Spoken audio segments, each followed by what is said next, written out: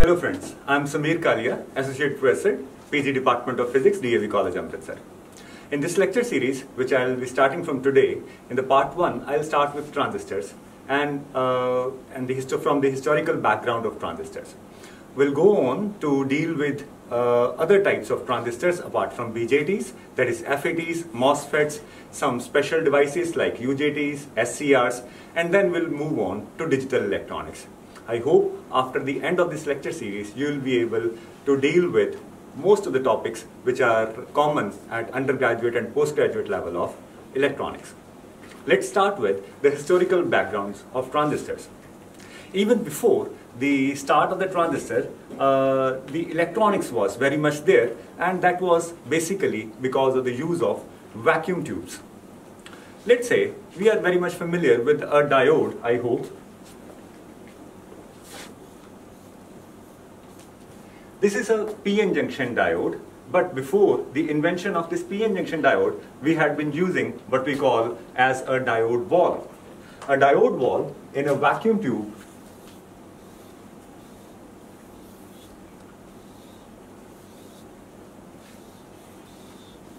had two terminals. One terminal was basically an electron emitter. This was an electron emitter which was emitting electron because of with the help of what you can say thermoionic emission. A small filament which has got low ionization potential is heated up and electrons are ejected from that material. Those electrons are accelerated towards the other plate, towards the other terminal, which was given a slight positive potential. As the electron reach over there, they cause some current to flow. Now, in this diode, what is happening? That electron can flow from, say, terminal 1 to terminal 2, but they cannot flow from terminal 2 to terminal 1. So this is acting as a current wall. This is acting as a current wall, as a normal wall which can flow the flow of, which can control the flow of, let's say, air in one direction. That is what we call as an air wall. We have got a water wall which can allow the water to flow in only in one direction. Similarly, over here, it is a diode wall which is basically a current wall. It can allow the electrons to flow in one direction, but doesn't allow the electrons to come back to the same direction. The same thing can be obtained using what we call as a diode wall. But this diode is made up of PN junction. We know that there are two types of semiconductors, the P-type semiconductors and the N-type semiconductors. P-type semiconductors have got higher value of higher hole density, whereas an N-type semiconductor has got higher electron density. When a junction is formed across a single bar of silicon, one side is doped with a trivalent impurity to make it a P-type semiconductor, and the other side is doped with a pentavalent impurity to create it, say, N-type semiconductor. This has got plenty of electrons and this has got plenty of holes. Now what happens, as soon as a junction is formed, the holes and electrons, they move towards each other. Make it a point that I have not connected any battery yet. This was a junction which just got formed in the factory, you may say, in the fabrication unit. This diode was formed, but there is no battery connected yet to this junction. Now what happens, as holes and electrons try to move towards each other, they create a depletion region in the center. In this depletion region, what happens? We have got, this region is depleted of its charge carriers. It doesn't have any free charge carrier available to it. And what happens? This P-type semiconductor, which was initially neutral, has lost some of its holes, so it acquires deficiency of positive charges, which can be accounted for as if it is a negatively charged. And this region, which has got plenty of electrons, but actually it was overall neutral semiconductor, as it loses its electrons to the holes during the process of electron hole neutralization, this acquires a deficiency of negative electrons, which can be treated as slight positive charge. So as the junction is formed, after some time you may feel as if, when I say some time, it means a few microseconds rather. After some time you may feel that this side of the junction has acquired slight negative charge this side has acquired slight positive charge, and it seems as if a battery has been connected across this junction. Let us understand this thing that this is an unbiased junction. We haven't connected any battery in reality to this junction. The deficiency of negative on one side and deficiency of positive charge on the other side is behaving as if a battery is connected across this junction. This battery is termed as fictitious battery. Now, with the movement of these holes try to go to the N region, as there are plenty of electrons available there, but the negative available over there, sorry, I put it wrongly, it was negative over here, no, it was correct. As the hole wishes to move towards the N region, this positive charge over here, or you may say the positive terminal of the fictitious battery, tries to repel these holes and restrict their movement across the junction. So small current flows as the junction is formed, but that current stops after some time as the fictitious battery hinders their motion. Now, this should be understood from the point of view of their Fermi levels as well. So what is the Fermi level? Fermi level is that energy level, below which all levels are filled and above which all levels are empty. According to the Fermi-Dirac distribution, according to Fermi-Dirac distribution, the probability of filling a state is given as, let's say the energy level is U. The probability of any energy level to be filled according to Fermi-Dirac distribution of electrons in an atom would be given as Pu is equal to 1 by 1 e raised to the power U minus Uf divided by Kt plus 1. It is equal to 1 by e raised to the power U minus Uf by Kt plus 1. Now, three cases may arise. If U is less than Uf, if U is less than Uf, that means I am talking about a level whose energy is less than the Fermi level, then U minus Uf will become negative, and e raised to the power as t approaches infinity, as t approaches 0 Kelvin, what will happen? This denominator is going to 0. This means that U minus Uf over Kt will become negative infinity. So it will acquire a value equal to 1 by e raised to the power minus infinity plus 1, which is equal to 1. That means the probability of that level being filled is exactly equal to 1. What will happen to a level whose energy is more than Fermi energy? What will happen to a level whose energy is more than Fermi energy if U is greater than Uf? In this case, U is greater than Uf, so U minus Uf over Kt will become e raised to the power plus infinity as t approaches 0. Now, this becomes 0, and that means the probability of this level of being filled is exactly 0.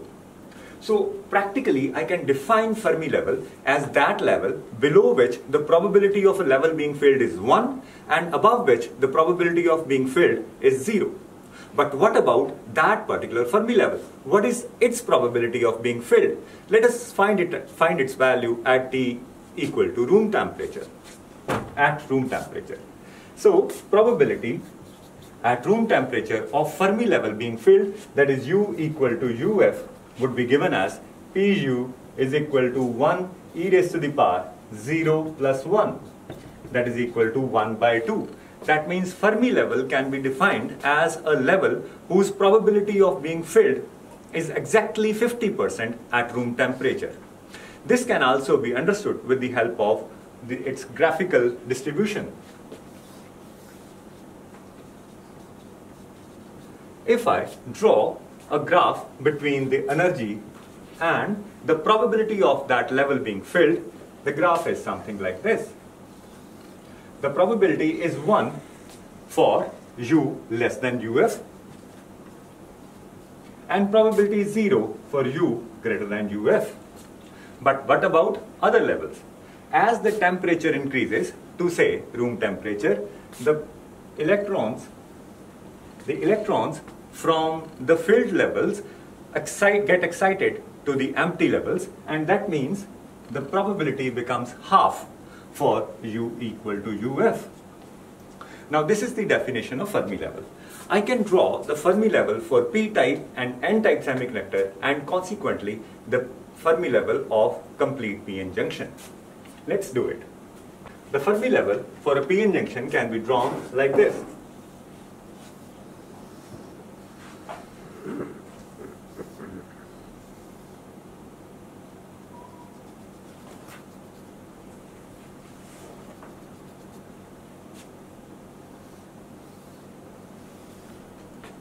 Say this is p side and this is n side and this is the depletion region. Now over here we have got a Fermi level. In the p side the Fermi level lies close to the valence band and somewhere over here. Whereas in case of n-type semiconductor the Fermi level lies close to the conduction band, close to bottom of conduction band, and it is drawn with the help of this dotted line. Now think of an electron somewhere over here, which is in the n side and which wish to cross over to the p side by crossing the depletion region. Now it will have to face a potential barrier. Let's say I define this potential barrier by the voltage VB. Now what happens if an electron wishes to cross over to the n side, to the p side from n side? It will have to cross over using a particular it must have minimum energy to cross over to that region. If it doesn't have that much energy, it will not be able to cross over. That means that if you want the current to flow across the junction, you will have to provide this electron some way, some energy. And that way of providing it energy is by connecting it to a battery. If you connect a battery in such a way that the negative terminal of the battery is connected to n side and positive terminal of the battery is connected to p side, I'll call it forward biasing. And if I do the other way around, it is termed as reverse biasing. Let's see how the current will flow through a diode in forward and reverse biasing. Let's say I've got a diode and I connect it to an external battery. Now in this way the positive side of the battery is connected to p side of the p-n junction, and negative side of the battery is connected to n side of the p-n junction diode. An ammeter to measure the current and a voltmeter to record the voltage. Let's say I take this battery to be of variable potential. Now as I increase the voltage of this battery, what will happen? It will try to push over the holes from the p side to the n side. If there is enough potential difference applied to cross over that potential barrier, which I was referring to earlier, the current will start to flow. And graphically, it can be shown like this. Initially, if the voltage provided is very, very small, only a small current, let's say of the order of a few microamperes, will flow across the junction. But as soon as the voltage provided is sufficient so that the electrons can cross over the barrier to the other side, the current will rise suddenly in an exponential manner. This is what we call as the VI characteristics of a p-n junction diode in forward biasing. This graph, you may look at it as if a person is sitting on his knees. This looks like the knee of a person sitting on the ground. That's why this voltage at which the current suddenly starts to rise is termed as knee voltage. It can be calculated mathematically as just graphically rather. If you draw a tangent over here and a tangent on the other side, the point where two tangents cross over is that voltage which we define as Vk. This Vk is the voltage where a diode starts to conduct in forward biasing.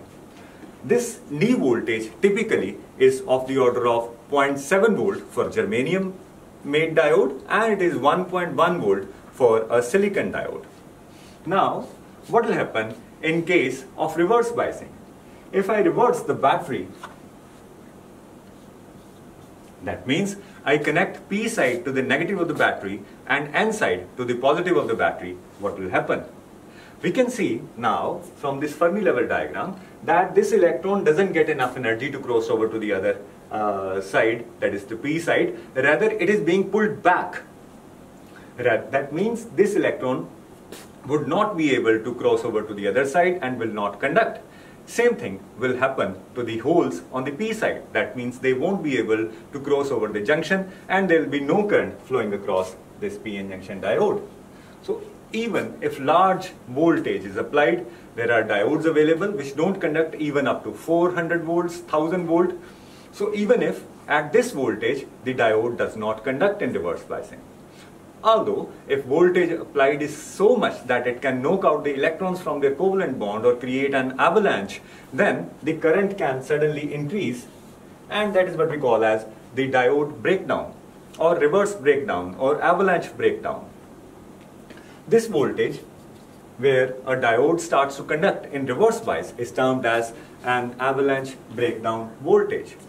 Now, a diode, obviously we don't want it to get burnt out. That means to undergo a breakdown. That means we operate diode in safe voltages. That means diode will be in a position, diode will conduct in forward biasing but doesn't conduct in reverse bias. That means it is also acting as a current valve, as a diode valve based on vacuum tube technology was doing. This diode, made up of semiconductors, can perform the same things as a diode valve used to do in earlier days. Similarly, as I have elaborated in this part, that a diode valve was replaced by PN junction diode. Similarly, a triode valve was replaced by a transistor, and similarly other devices were made. So there were devices based on vacuum tube technology which were performing certain things, and now we have shifted over to the semiconductor based devices. For device by device, we'll see that there are devices in semiconductor physics which perform the same things as a vacuum tube technology diode, vacuum tube technology based device was doing. So, with the benefits of semiconductor physics, which we'll discuss in some other lecture, we have completely shifted over from vacuum tube technology to the semiconductor physics technology.